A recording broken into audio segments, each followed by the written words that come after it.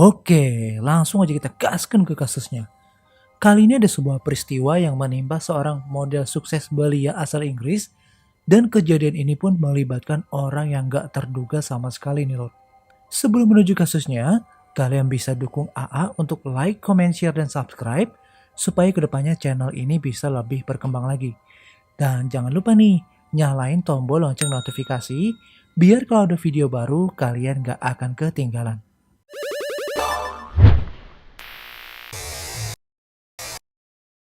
Kali ini kita terbang ke Inggris untuk berkenalan dengan seorang model cantik bernama Sally Ann Bowman. Dia merupakan anak dari Paul Bowman dan ibunya bernama Linda Bowman. Sally lahir dengan bahagia pada tanggal 11 September 1987 di Charlton, Inggris. Dia adalah putri bungsu dari 4 bersaudara, kakaknya bernama Nicole Bowman, Michelle Bowman, dan terakhir Daniel Bowman. Sally tumbuh menjadi gadis periang yang gemar banget bernyanyi, menari, dan tampil di atas panggung. Prestasinya yang gemilang serta talentanya membuat dia berhasil diterima di sekolah Bridge School dengan jurusan seni drama yang terletak di Croydon, Inggris. Beberapa bintang dunia yang diketahui pernah bersekolah di situ adalah aktor Spider-Man Tom Holland, Adele, serta Amy Winehouse. Sally Ann diketahui sering tampil di tempat hiburan lokal setempat dan sering disaksikan oleh keluarga serta teman-temannya. Seluruh talenta yang didukung dengan parasnya yang cantik membuat karir Sally Ann ini cukup sukses di dunia modeling. Bahkan dia sempat menjadi model jam tangan mewah dunia asal Swiss bernama Swatch dan juga ambil bagian dalam Fashion Week Swatch alternatif pada April 2015. Di usia remajanya, gadis itu memutuskan untuk tinggal sendiri dengan menyewa sebuah kontrakan di Crescent Croydon Selatan.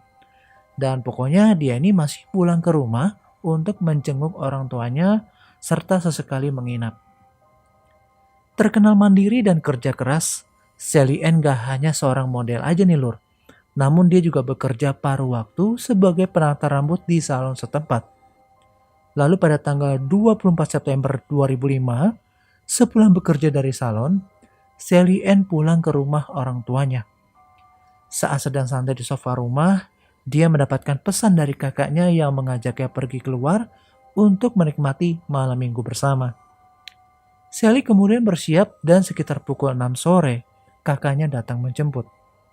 Sebelum pergi, nggak lupa juga nih, Sally berpamitan dan mencium ibunya dan mengatakan bahwa dia menyayanginya.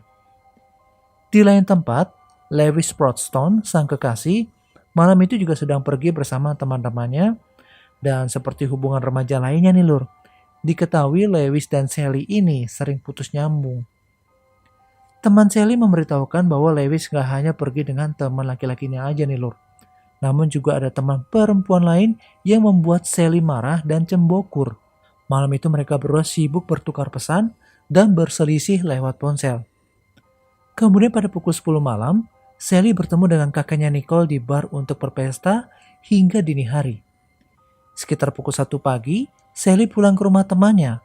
Lalu pada pukul 2 pagi, dia memutuskan untuk menemui Lewis dan meminta untuk mengantarkannya kembali ke kontrakannya yang berada di Crescent. Terjadi perselisihan hebat nih lur. Selama di mobil, pasangan muda itu nggak henti-hentinya saling melempar argumen.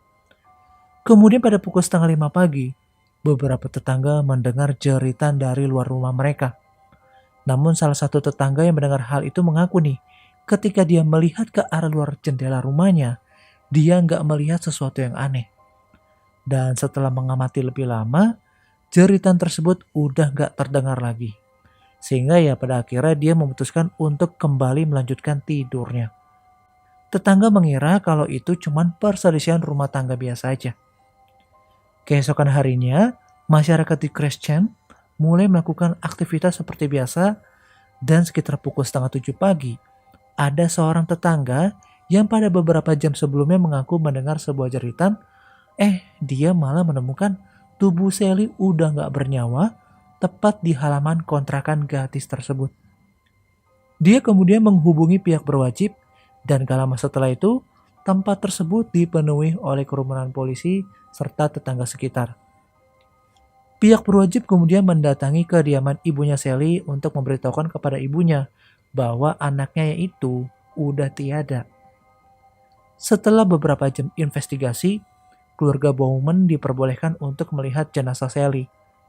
Keluarga Bowman sangat hancur banget ketika melihat anaknya udah nggak bernyawa. Pihak berwajib melakukan investigasi lebih lanjut. Fakta yang saat ini diketahui pihak berwajib adalah beberapa jam sebelum kejadian, orang terakhir yang diketahui bersama Sally ini adalah sang pacar sendiri bernama Lewis. Kepolisian lalu mendatangi kediaman Lewis. Saat diinterogasi, Lewis berkali-kali mengklaim bahwa dia nggak tahu apapun yang telah terjadi pada pacarnya ini. Dia berkata pada pihak berwajib bahwa malam itu setelah mereka berselisih di dalam mobil tepat di depan kontrakan Sally, Lewis menyuruhnya untuk keluar dari mobil. Kemudian ya dia meninggalkan Sally. Lewis juga berdalih bahwa setelah menjalankan mobilnya beberapa meter dari depan rumah itu, dia berhenti untuk mengamati Sally, dan saat dia melihat Sally udah berjalan ke arah rumah kontrakannya, Lewis kembali melanjutkan perjalanannya. Pengakuan tersebut nggak serta-merta membuat pihak berwajib melepaskan Lewis begitu aja. Dia pun sempat ditahan selama 4 hari untuk diambil DNA-nya dan mencocokkan dengan DNA yang ditemukan pada luka di tubuh Sally. Namun setelah hasil pemeriksaan keluar, pihak berwajib mendapati bahwa DNA tersebut nggak cocok. Lewis pun ya akhirnya dibebaskan. Pada tanggal 4 November 2005, Sally Ann disemayamkan di Croydon Crematorium. Keluarga Bowman mengungkapkan bahwa setiap tahun di hari ulang tahunnya, mereka selalu mendatangi pemakamannya.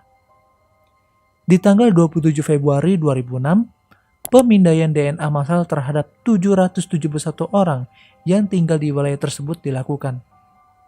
Namun ya, pihak berwajib ini masih belum juga menemukan nih siapa pelakunya. Lalu kemudian pada tanggal 15 Juni 2006, ketika pertandingan Inggris melawan Trinidad Tobago di Piala Dunia FIFA tengah berlangsung, ada seorang pria bernama Mark Dixie yang sedang menonton pertandingan tersebut di sebuah klub lokal bersama teman-temannya. Nah jadi pas dia lagi di klub lokal, ada seorang pria tersandung dan gak sengaja menumbahkan minumannya ke baju Mark.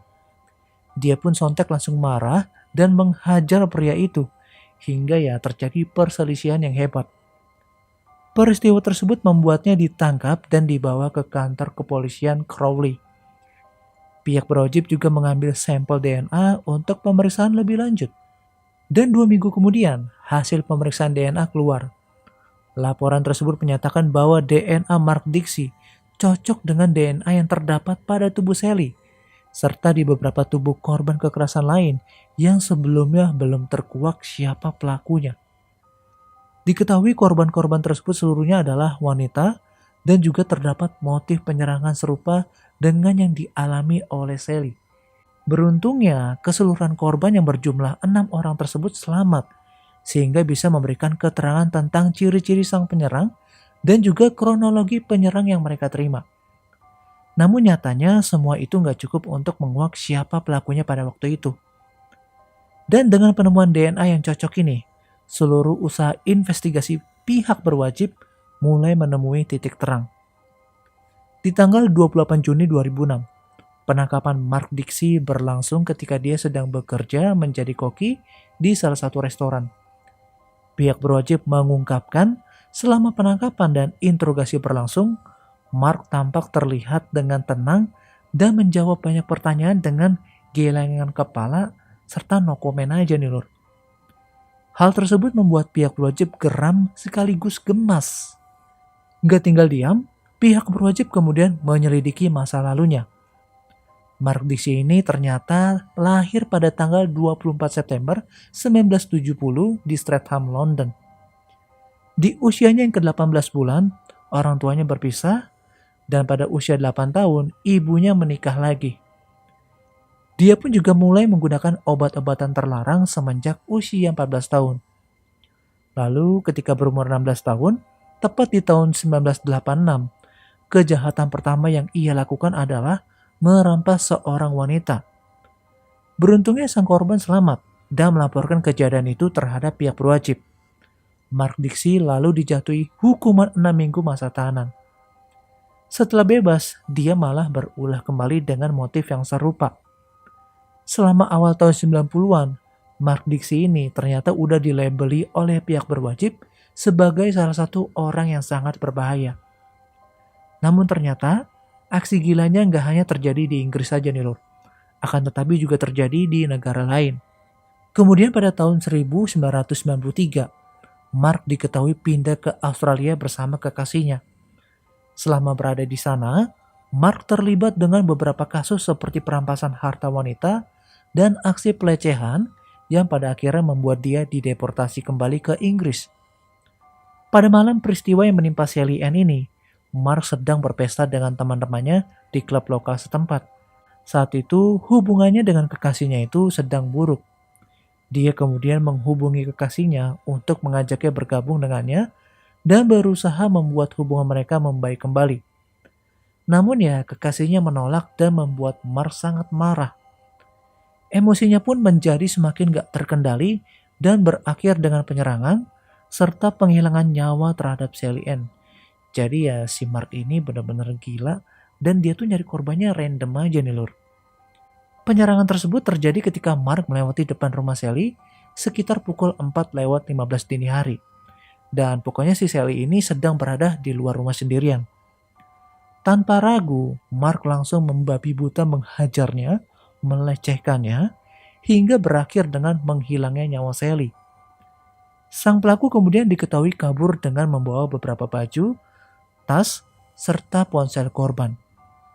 Setelah sang pelaku ditemukan, ibunya yang bernama Linda Bowman telah berkali-kali menulis surat permohonan kepada pihak berwajib untuk dipertemukan dengan tersangka. Dia memiliki pertanyaan yang ingin dijawab langsung oleh Mark, terutama tentang di mana dia menyembunyikan barang-barang milik putrinya yang diambil pada malam kejadian. Di tanggal 4 Februari 2008, Mark Dixie dihadiri di pengadilan. Persidangan berlangsung sangat menegangkan. Secara sensasional, Mark Dixie berdiri dengan menyangkal tuduhan penghilangan nyawa yang ditujukan padanya dan menjelaskan pembelaannya. Tim penuntut akhirnya terpaksa mendatangkan 2 saksi untuk bersaksi di meja pengadilan. Selama sidang berlangsung, dibutuhkan 3 jam bagi juri untuk menemukan bahwa Mark ini bersalah. Dan di tanggal 22 Februari 2008, Mark dijatuhi kurungan sel buih seumur hidup. Setelah dijatuhi hukuman, Mark langsung dibawa ke penjara HMP Belmarsh London. Akan tetapi, narapidana di sana langsung gak menyukainya dan mengancam akan menghajarnya habis-habisan. Mark pun juga langsung ketakutan mendengar hal itu. Dia pun langsung dipindahkan ke penjara lain.